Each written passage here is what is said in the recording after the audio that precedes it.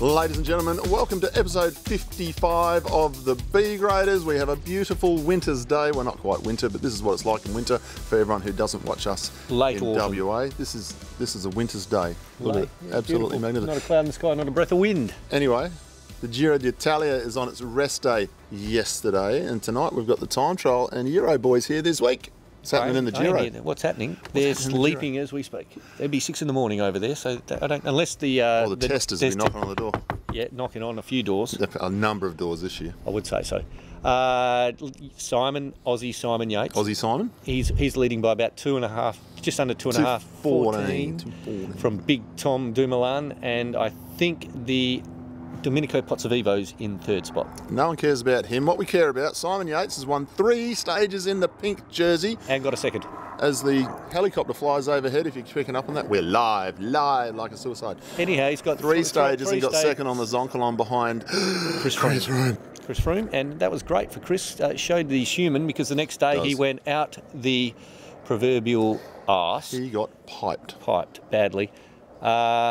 Elia Viviani's won 3 stages, Sam Bennett's won 2 stages, been a couple other stage winners, but the time trial today will show us how good Tom's going and how good Simon's going.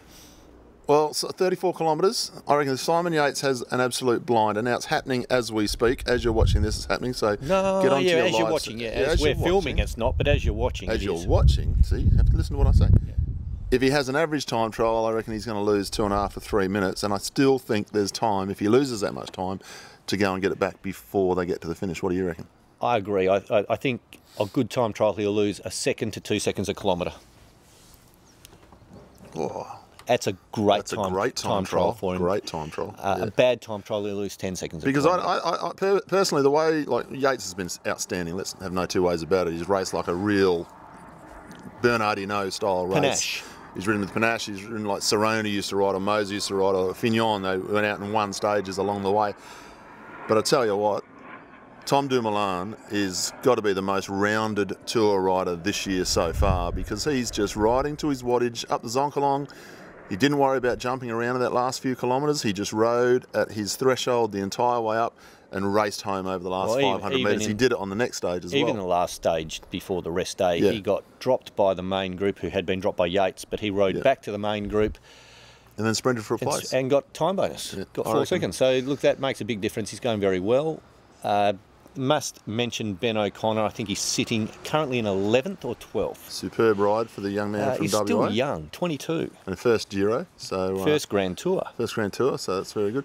Incidentally, there was another tour going on, the Amgen Tour of California, and that was won by another Sky rider on Bernal. Bernal.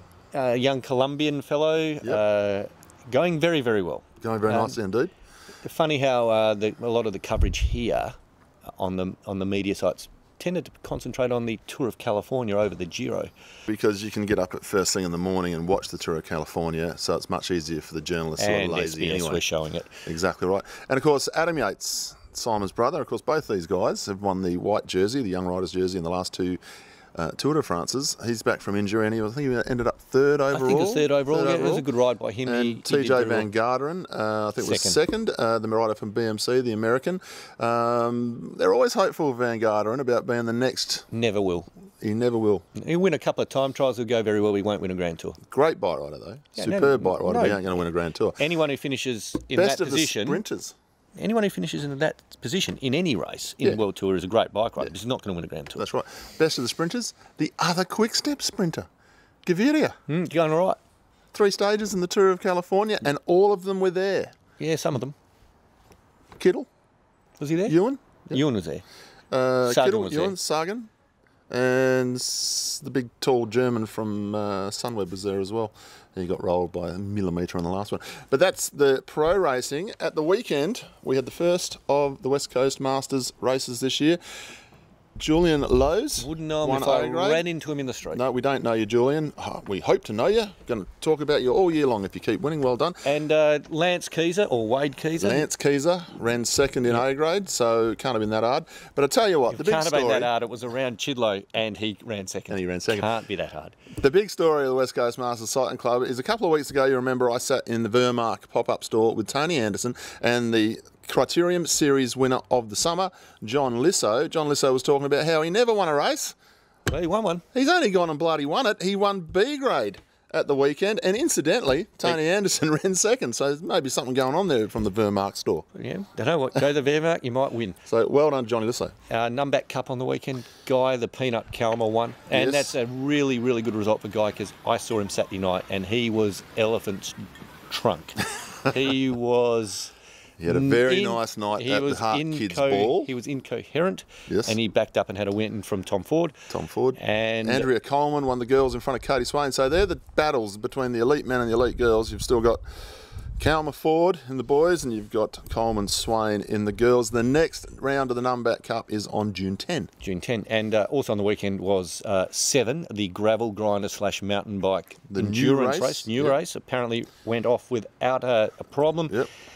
Fantastic event from all those I spoke to. And I'd just like to give out a special mention to Special Brendan Meaney, because his mum Brendan Meaney's mum was kept messaging us, telling us how well Brendan was going and how good he did. And he got 3rd over the line, but won, importantly, the CX race gravel bike. He didn't ride a mountain bike. He beat Lee Skurlock in the sprint finish. Thanks, Anne. Brendan's a lovely young lad and he deserves all the success in the world.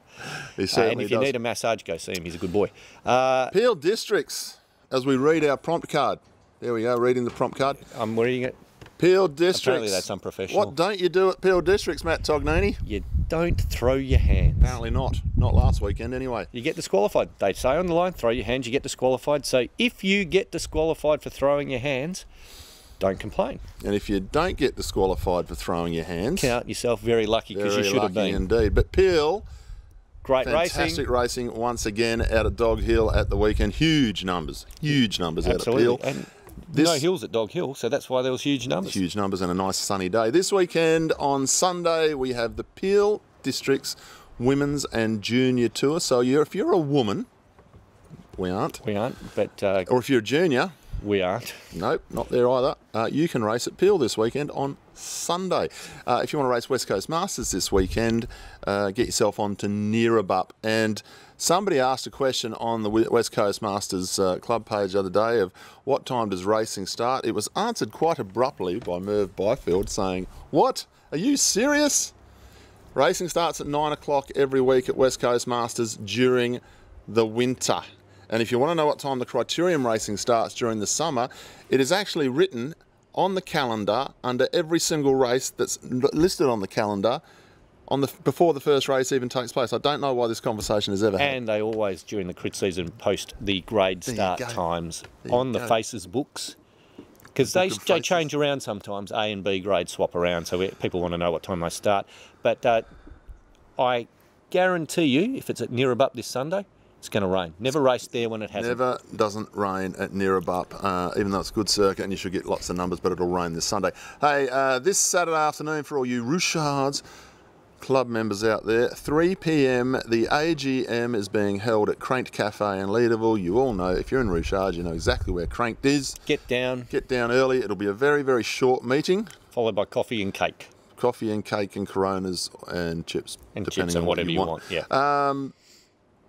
Thank you for all of those who subscribed last week to our YouTube channel, based on the fact that we had Murray Hall on the show and we talked about X-Speed racing.